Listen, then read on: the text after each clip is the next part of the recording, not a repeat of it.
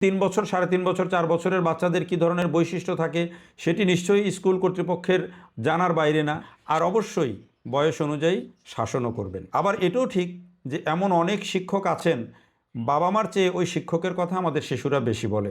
আসসালামু আলাইকুম প্রিয় বন্ধুরা, সবাইকে শুভেচ্ছা। আশা করছি সবাই ভালো আছেন, নিরাপদে আছেন। খুবই দুঃখজনক একটা বিষয় নিয়ে আলোচনা করব। বিষয়টি আজকে সারাদিনই আলোচনায় ছিল, যদিও বাংলাদেশের মানুষের মাথার মধ্যে এখন নির্বাচন বেশি, কিন্তু তারপরেও কিছু কিছু বিষয় যা আমাদের প্রত্যেককে মানে চোখের সামনে আসলেই কিন্তু আমাদের প্রত্যেককেই নাড়া দিয়ে যায়, বিশেষ করে যাদের সন্তান আছে তাদের। তেমনই একটি প্যাথেটিক ঘটনা যে ওই যে পল্টনে একটা শিশুকে স্কুলে নির্যাতনের যে ঘটনা, এবং সেটি নিয়ে যে আলোচনা চলছে, ভিডিওটি ভাইরাল হয়েছে এবং গণমাধ্যমে এটি নিয়ে রিপোর্ট করেছে। এরপরে শারমিন একাডেমি যেই স্কুলটি, সেই স্কুলের ব্যবস্থাপনা পরিচালক তাকে গ্রেফতার করা হয়েছে, আটক করা হয়েছে, এবং তার স্ত্রী শারমিন একাডেমি, যার নামে আসলে এই প্রতিষ্ঠানটি, তাকেও গ্রেপ্তারের চেষ্টা করছে পুলিশ, যেটি সবশেষ গণমাধ্যমের খবরে আমরা জানতে পারছি। তো এই যে এমন একটা প্যাথেটিক ঘটনা ঘটলো, এই ঘটনাটি কি আসলে এই একটা বিচ্ছিন্ন ঘটনা? এটি কিন্তু একটা বিচ্ছিন্ন ঘটনা মোটেও না। এই ঘটনাটি বাংলাদেশে অহরহ ঘটে, বিভিন্ন প্রতিষ্ঠানে ঘটে।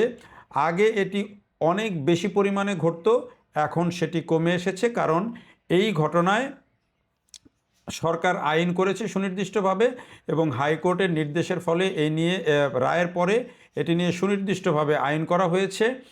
এবং এই যে ঘটনাগুলো এর পরেও কিন্তু থামছে না, আইনের প্রয়োগ হচ্ছে। বহু শিক্ষক এরই মধ্যে বরখাস্ত হয়েছেন, সাময়িকভাবে হয়েছেন, শাস্তির মুখে পড়েছেন, জেল হয়েছে, জরিমানা হয়েছে, কিন্তু ঘটনাগুলো যেন থামছে না। এখন থামছে না, এটির পিছনে যে কারণগুলো আছে সেটিও আসলে একটু বিশ্লেষণ করা দরকার। কারণ আমাদের সমাজে ছাত্র শিক্ষকের যে সম্পর্ক, বা শিক্ষক অভিভাবকের যে সম্পর্ক, বা শিক্ষকদের কাছে ছাত্র মানে অভিভাবকরা সন্তানদের দিয়ে যে এক ধরনের নিরাপদ ফিল করেন, বা শাসন করতেও তারা বলেন যে শাসন করাও দরকার, এই বিষয়গুলো কিন্তু একটু জটিল, আমাদের সামাজিকভাবে একটু জটিল। আমি শুধু সন্তানকে শিক্ষকের কাছে দিলাম, তারপরে সে কোনো শাসন করতে পারবে না, কিছু বলতে পারবে না, সেই ভাবনাটা যেমন এখন একটু কঠিন হয়ে গেছে। পাশাপাশি আবার এই যে দেদারসে বা কাকে শাস্তি দেওয়া যাবে, কী ধরনের শাস্তি দেওয়া যাবে, কী ধরনের শাসন করা যাবে বা যাবে না, সেই সেন্স আমাদের অধিকাংশ শিক্ষকেরই নেই। শিক্ষকরা দুঃখ পাবেন না এই কথা শুনে। আসলে এটি কিন্তু রিয়েলিটি যে আমাদের অধিকাংশ শিক্ষকের এই বুঝ, এই জ্ঞান নাই যে আসলে শিশুদের সাথে কী ধরনের আচরণ করতে হবে, তাদেরকে কিভাবে শেখাতে হবে, তাদেরকে কিভাবে বোঝাতে হবে। ফলে আমাদের সমাজে এটি নিয়ে কিন্তু অহরহ নানান ধরনের ঘটনা ঘটছে। মাদ্রাসাগুলোতে তো বলতে গেলে এটি মানে অনেকেই এটি আলোচনাও করেন, শিশুরাও বলেন অনেক সময় যে ওস্তাদের মার না খেলে ভালো কিছু শেখা যায় না, ওস্তাদের মার না খেলে হাফেজ হওয়া যায় না। এই ধারণাগুলোও কিন্তু প্রচলিত আছে।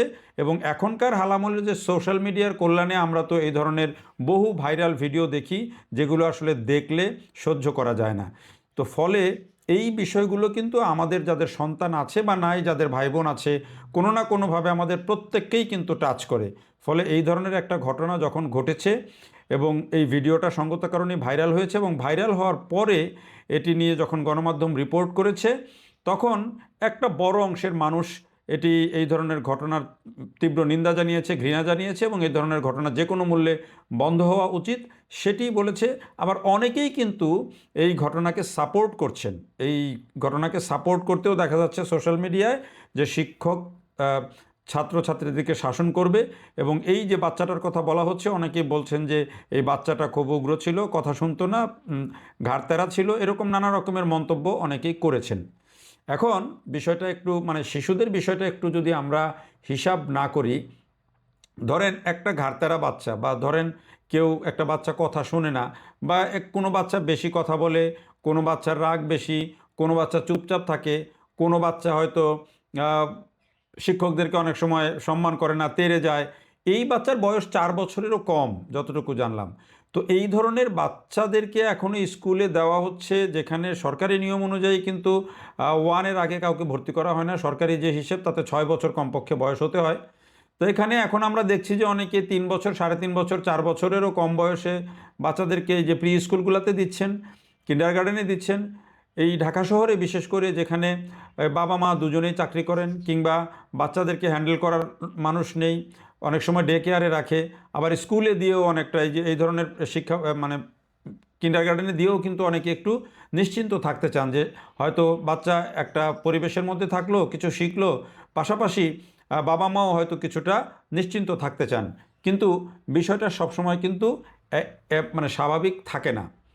তো এই যে যারা এই প্রতিষ্ঠানগুলো খোলেন, এ ধরনের অসংখ্য প্রতিষ্ঠান হচ্ছে। আমি যে উত্তরাতে থাকি, আমার মনে হয় যে এমনও অনেক গলি আছে যে গলিতে 3টা 4টা করে স্কুল আছে, এবং এর বেশিরভাগ কিন্তু কিন্ডারগার্টেন 5 পর্যন্ত আছে, এরপরে আর কিন্তু নাই। আচ্ছা, এই যে স্কুলগুলো, এই স্কুলগুলো তো আসলে গড়েই ওঠে যে আমি 3 বছর 3.5 বছরের বাচ্চাদের নেব। এখন 3 বছর 3.5 বছর 4 বছরের বাচ্চাদের কী ধরনের বৈশিষ্ট্য থাকে সেটি নিশ্চয়ই স্কুল কর্তৃপক্ষের জানার বাইরে না। সেটি যে শিক্ষকতা করতে আসেন তারও জানার বাইরে না যে এই বাচ্চারা কখনো জেদ করবে, কখনো রাগ করবে, কখনো হয়তো শিক্ষকদের সাথে খারাপ আচরণ করবে। এটি হতেই পারে এবং এটি অহরহ হয়, এবং সেটি মেনে নিয়েই এখানে যারা শিক্ষকতা করতে আসেন বা এখানে যারা শিক্ষা প্রতিষ্ঠান গড়ে তোলেন তারা কিন্তু এটি জেনে শুনেই করেন।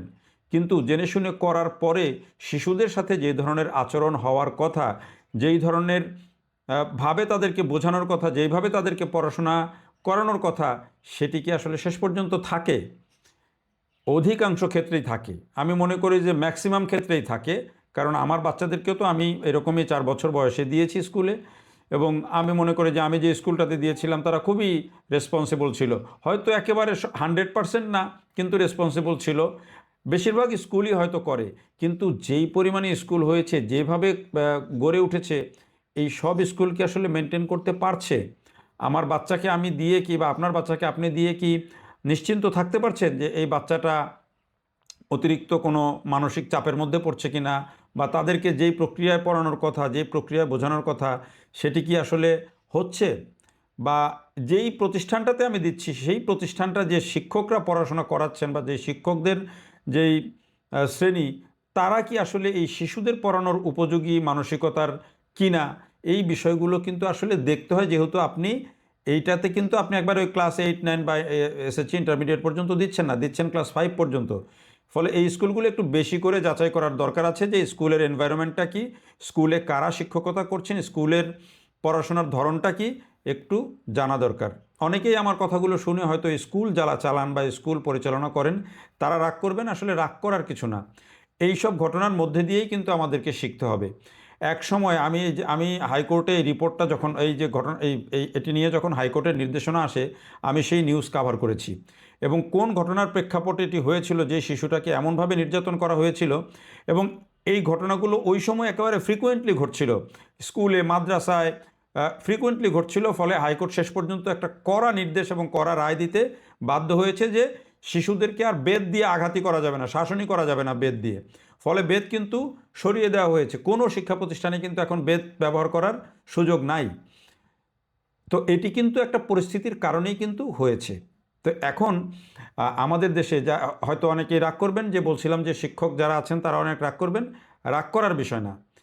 আবার এটাও ঠিক যে এমন অনেক শিক্ষক আছেন, বাবা মার চেয়ে ওই শিক্ষকের কথা আমাদের শিশুরা বেশি বলে। আমার সন্তানই বলেছে, আমার সন্তানই বলে। কোনো কোনো শিক্ষকের কথা বাসায় এসে এমনভাবে গল্প করে যেটি আমাদের কথাও বোধহয় ওইভাবে গল্প করে না। এবার আমার মেয়ে ক্লাস 5 থেকে 6-এ উঠেছে, এখন 5-এর যে ক্লাস টিচার চেঞ্জ হয়ে যাবে, তার মানে ওই ক্লাস টিচার চেঞ্জ হয়ে আরেকটা ক্লাস টিচার হবে, এই জন্য সে কান্না করছে। বাবা, কান্না করছো কেন? কান্না করছি কারণ ওই টিচারকে সে পাবে না। 6-এ উঠে গেছে, এখন সে ওই আগের ক্লাস 5-এর ক্লাস টিচারকে পাবে না, কারণ ওই ক্লাস টিচার তাকে এত টেক কেয়ার করে, তাকে এত আদর করে যে সে ওই ক্লাস টিচারটাকেই সে চাচ্ছে। এমন অসংখ্য শিক্ষকও আমাদের আছে, এবং তারাই আমাদের সন্তানদেরকে পড়াশোনা করাচ্ছেন। কিন্তু এই ধরনের ঘটনা, এগুলো খুবই দুঃখজনক। যারা শিশুদেরকে হ্যান্ডেল করেন তারা কিন্তু দেখবেন বাইরের দেশগুলোতে বা ভালো সমাজে কিভাবে বাচ্চাদেরকে পড়ায়, সেগুলো হয়তো আমাদের একবারে হবে না, কিন্তু ধীরে ধীরে সেই জায়গায় আমাদেরকে যেতে হবে।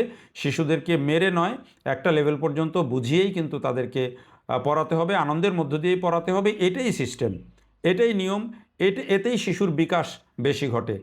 মারলে কিন্তু বা খুব বেশি উচ্চমাত্রায় বকলে কিন্তু শিশুদের কিন্তু বা ভয় দেখালে কিন্তু শিশুরা কিন্তু বিকাশ সেভাবে ঘটে না, যেটি নানা রকমের মানে সায়েন্টিফিক পরীক্ষায়ও কিন্তু বা সাইকোলজিক্যাল পরীক্ষায়ও কিন্তু সেগুলো প্রমাণিত। ফলে ওই জায়গায় আমাদেরকে যেতে হবে। তবে এইটা ঠিক, আমি শেষে এসে যে কথাটা বলবো, আমাদের সোসাইটিতে শিক্ষার এখন যে অবস্থা দাঁড়িয়েছে, একটা লেভেলের পরে গিয়ে কিন্তু শাসনেরও দরকার আছে। শিক্ষকদের শাসন, ছাত্রদের দরকার আছে। আমি মার খেয়েছি, আমি বরাবর ক্লাসে ফার্স্ট ছিলাম, তারপরেও কিন্তু অনেক সময় কোনো একটা পড়াটা একবার না পারলে বা কোনো অনিয়ম করলে শিক্ষকরা বেত দিয়ে কিন্তু ইচ্ছা মতো দিয়েছেন। আপনাদেরও নিশ্চয়ই অভিজ্ঞতা আছে যে মার কে কে খেয়েছেন, কমেন্টে পারলে জানায়েন যে স্যারের হাতের মার কে কীরকম খেয়েছেন। তো মার যদি আপনি নাও দেন, মানে বেদ ব্যবহার না করা হোক, কিন্তু শিক্ষকের শাসন অবশ্যই দরকার আছে। শিক্ষকের শাসন, সেটা হচ্ছে একটা ছাত্রের জন্য এটা আশীর্বাদ হিসাবে দেখতে হবে। আমি এটাকে আশীর্বাদ হিসাবে দেখি। তবে যেই শিক্ষক শাসন করবেন, আপনি শাসনের প্রক্রিয়াটা সম্পর্কে জেনে রাখবেন, জানা ভালো। আপনি ভালো বুঝবেন যে একটা ছাত্রকে, কোন বয়সের ছাত্রকে, কোন বয়সের শিক্ষার্থীকে কী ধরনের শাসন করলে সেটি শাসন হিসাবে যেমন প্রতিষ্ঠিত হবে, আবার সেটি তাকে আবার ভীত করে ফেলবে না, তাকে ট্রমাটাইজ করে ফেলবে না। আমাদের শিক্ষকদের অনেক দায়িত্ব, আবার আমাদের অভিভাবকদেরও কিন্তু অনেক দায়িত্ব। সকল শিক্ষক সমাজের প্রতি আমার শ্রদ্ধা। আপনারা আমাদের শিশুদের প্রতি একটু বাড়তি টেক কেয়ার করবেন, আমাদের শিশুদেরকে একটু বুঝিয়ে পড়াবেন, আর অবশ্যই বয়স অনুযায়ী শাসনও করবেন। দেখার জন্য সবাইকে অনেক ধন্যবাদ।